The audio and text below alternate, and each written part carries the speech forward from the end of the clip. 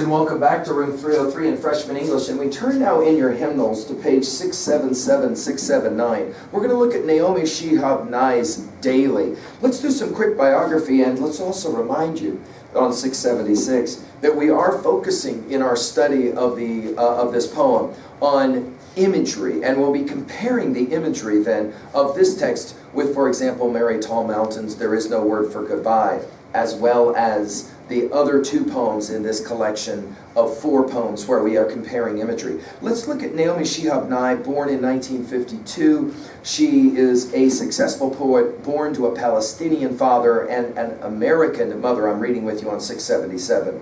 Of poems, she has said, I like the space around them and the way they took you to a deeper, quieter place, almost immediately. The way that a poem can teach you something profound. Let's take a look at Daily.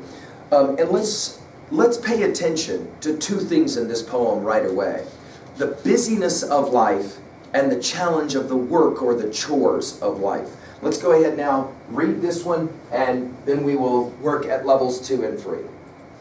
Daily by Naomi Shihab Nye. These shriveled seeds we plant, corn kernel, dried bean, poke into loosened soil, cover over with measured fingertips. These t-shirts we fold into perfect white squares. These tortillas we slice and fry to crisp strips. This rich egg scrambled in a gray clay bowl. This bed whose covers I straighten, smoothing edges till blue quilt fits brown blanket and nothing hangs out. This envelope I address so the name balances like a cloud in the center of the sky. This page I type and retype. This table I dust till the scarred wood shines. This bundle of clothes I wash and hang and wash again. Like flags we share, a country so close no one needs to name it. The days are nouns, touch them. The hands are churches that worship the world. Now this is an interesting little poem. And I want to begin actually, and this again will take you to a close reading. I want to begin with the fact, and again, let's say this in our notes, because sometimes students will say, seriously? Are you really making an observation like this? No. These poets you're reading are incredibly intentional in what they're doing. In other words, everything matters. Let me give you one quick example of that. Again, it's the what is it, how does it work, right? Watch this. At the conclusion of Nye's Daily, do you see any punctuation? For example, there are commas in the poem, but where is the period in the poem? Why is there no end punctuation at the end of this poem? Oh, she must have forgotten to put a period there. No. This is all part of understanding what poets do. Why would she not put a period at the conclusion of this poem? Because this is a poem about doing what? The repetitive nature of life, every day, daily, the title of the poem. You have to get up, and you have to do stuff, every day, day after day, which means there never is a what? Period. An ending. It doesn't end, right? Periods, of course, bring closure. What is it that she's saying very subtly without saying it? No, this is my life. This is my life. You know how sometimes when we're young, we kind of imagine, think about high school, for example. If only I can think about as freshmen the way you thought about middle school. If only I can get through middle school. Everything is going to be great then, I'm making it and everything is great. Of course, high school students will say the same. Freshmen will often say, if only I can get through high school, then everything is going to be awesome in my life. Of course, seniors will often report, funny thing about that, now I'm talking about graduating and going on to more school. If only I can get through college, then the nature of our life is what?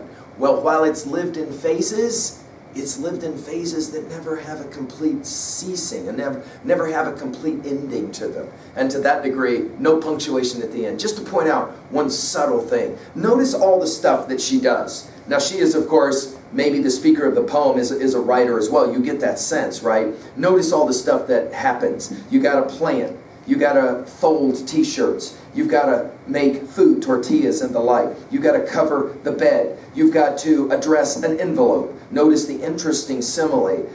This envelope I address so the name balances like a cloud in the center of the sky. That's a powerful image there, right? And then the page that I type in, retype. In other words, it's kind of like a model of what life is like. You live a day, then you come back, you got to live another day. Then you come back, then you got to live another day after that. Of course, you got to take care of the laundry. Notice the clothes I wash and hang and wash again.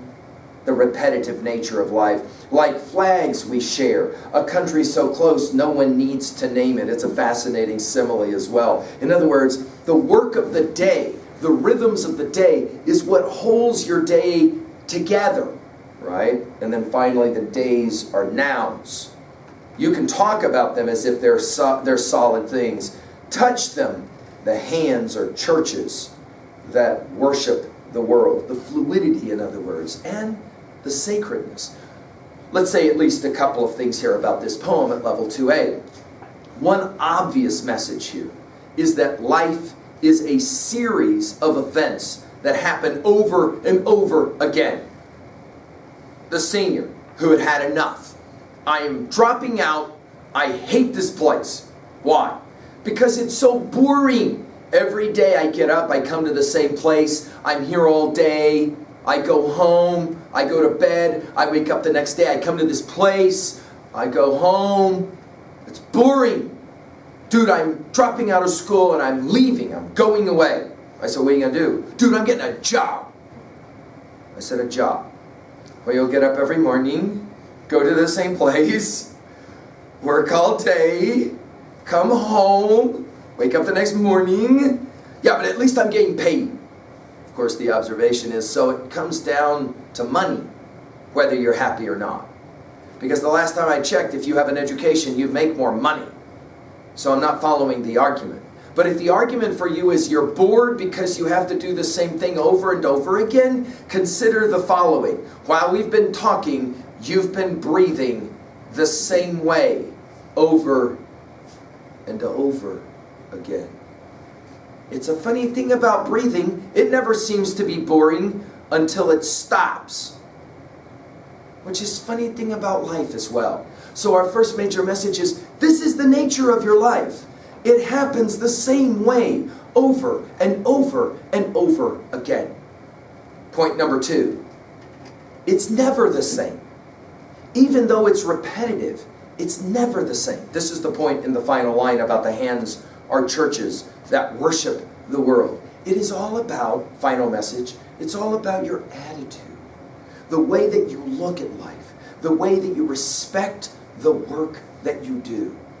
Think about all of the people in your life who have done repetitive work so that you can be here right now.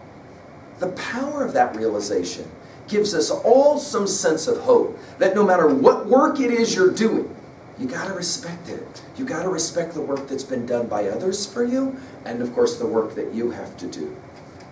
At level 2B, well, what is your favorite word picture here, imagery here? Some like that idea of putting the address on the envelope so that it balances like a cloud in the center of the sky, the white envelope, right? It's like you look up and there's one cloud in all of the sky, just like there's one address right in the center. Some students really like the hands, this metaphor. The hands are churches that worship the world. The work that you do with your hands is a way to show respect, not only to yourself, but to those around you. At level 3A, what is a text for you that you can associate with that teaches the respect of hard work? Is there a text like that for you that says your life is composed of the work that you do? Is there a song that kind of teaches that to you? Right? The idea is whatever your hands find to do, a biblical reference, whatever your hands find to do it to the best of your ability, right? Don't ever take a negative attitude about the work that you have to do, even if it's mundane work, even if it's repetitive work. Finally, at 3A, what are your thoughts about the notion of the repetitive nature of life? Do you find that your life as a freshman is more boring, repetitive, Or more exciting, the way you have an attitude about all the stuff that you do? How can you kind of see your life in a different way so that you can begin to respect the work that you do? Another question, what for you is the most boring part of your day? And what for you is the most challenging part of your day? And is it true that it kind of comes down to your attitude?